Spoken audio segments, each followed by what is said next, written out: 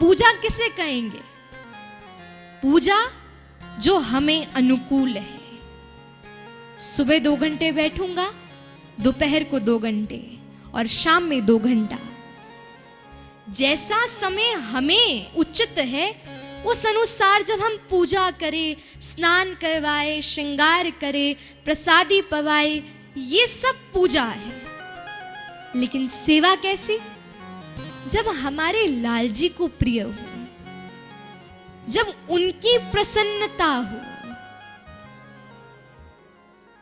प्रेम का स्वरूप ही यही है, तत् सुखे सुखित्वम प्रेम, जिसमें हमारा प्रियतम प्रसन्न रहे, ये प्रेम है।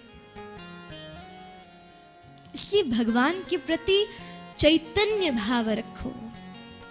और तीसरी वस्तु आनंद, जो सत्य रूपी परमात्मा को अपने चित्त में बसा लेता है, फिर उसके जीवन में आनंद है। और इस उपरांत तापत्रय विनाशाय श्री कृष्णाय वयम नमः। भगवान के 3 कर्म हैं।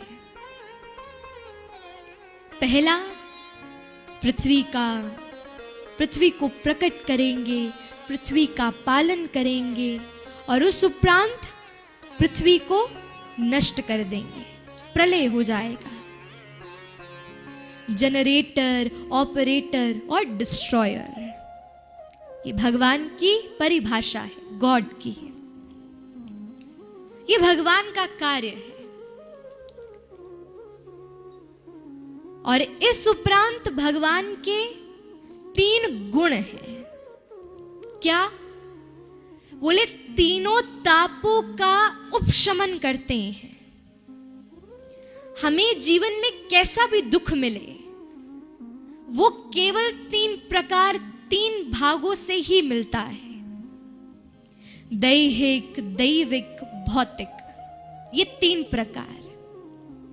दैहिक यानी कि देह का कष्ट, रोग हो गया, कोई बीमारी लग गई, कोई एक्सीडेंट हो गया, ये दैहिक है। दैविक, कोई बड़ी आपदा आ गई, सूखा पड़ गया, प्रलय आ गई, और अभी कोरोना आया था, ये भी दैविक दुख है। और इस उपरांत आता है भौतिक।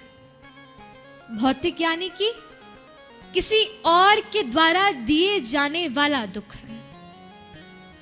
किसी ने बुरा बोल दिया, किसी ने गाली दे दी, किसी ने थप्पड़ मारा, माता पिता ने अपमानित कर दिया, ये दुख है, ये भौतिक दुख कहलाता है।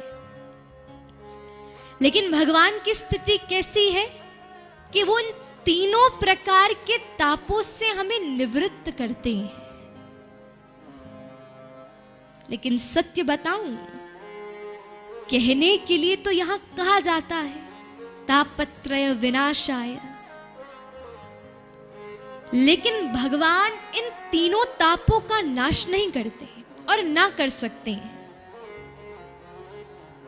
देखा जाए, यदि भगवान नाश करते हो तो भक्त के जीवन में कोई आपत्ति ही ना आए, कोई संकट ही ना आए। तुलसीदास जी मात्र जब उनका जन्म हुआ तो उनके 32 दांत थे, और जन्म लेते ही उन्होंने शब्द कहा राम।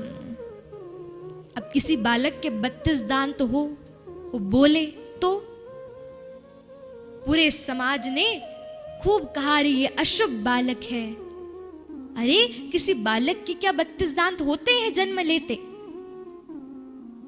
और तभी से ही तुलसीदास जी का एक प्रकार से समाज में बहिष्कार होना प्रारंभ हो गया। रामचरितमानस की रचना करी तो काशी में खूब डोले। अरे कोई से पढ़ो तो सही, कोई से देखो तो सही, लेकिन किसी ने स्वीकार नहीं किया। तो भक्तों का जीवन क्लेश विमुक्त क्यों नहीं होता? क्यों नहीं भक्तों पर कोई संकट नहीं आता? मीराबाई का चरित्र देखो, कुंभन दास का चरित्र देखो, सूरदास का चरित्र देखो, कैसी कैसी स्थितियों से गुजरे। सत्य कहूं, भक्ति यदि आप इसलिए करते हो कि आपको अपने कृत्यों को भोगना ना पड़े, तो ऐसा कभी संभव नहीं होगा। उल्टा भक्ति करने वाले व्यक्ति के जीवन में और कष्ट आएगा।